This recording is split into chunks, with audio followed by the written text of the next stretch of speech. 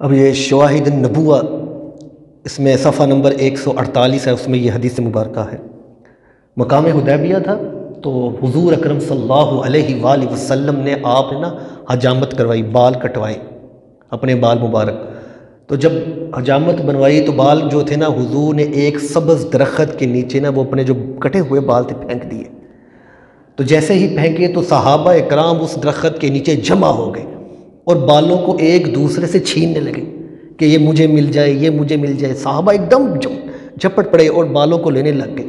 حضرت ام عمارہ رضی اللہ تعالیٰ عنہ آپ فرماتی ہیں کہ میں بھی نا کوشش کر کے میں نے بھی حضور کے بال کچھ لے لیے صحابہ اکرام سے۔ جب سب صحابہ ایک دوسرے سے بال بانٹ رہے تھے نا، لے رہے تھے، حضرت ام عمارہ فرماتی ہیں کہ میں نے بھی نا وہ کچھ بال حضور کے لے لیے۔ تو جب لے لیے نا تو میں نے اپنے پاس رکھ لیے برکت کے لیے۔ جب حضور اکرم صلی اللہ علیہ وآلہ وسلم دنیا سے چلے گئے نا تو آپ کے جانے کے بعد کوئی بھی بیمار میرے گھر میں آتا تھا نا تو میں کیا کرتی تھی، حضور کے بال مبارک پانی میں ڈبو دیتی تھی اور ڈبو کے وہ پانی جو تھا وہ بیماروں کو پلاتی تھی تو بیماروں کو شفا مل جاتی تھی۔ جب بھی کوئی بیمار آتا تو میرے گھر بے تحاشا بیمار لوگ آنے لگ گئے، مریض آنے لگ گئے، تو جو بھی آتا تھا تو میں حضور کے بال مبارک پانی میں ڈبوتی تھی اور وہ جو پانی تھا وہ مریضوں کو، بیماروں کو دیتی تھی اور وہ پیتے تھے، ان کو شفا ہو جاتی تھی۔ یہ میرے نبی کریم کے بال مبارک کی برکت ہے۔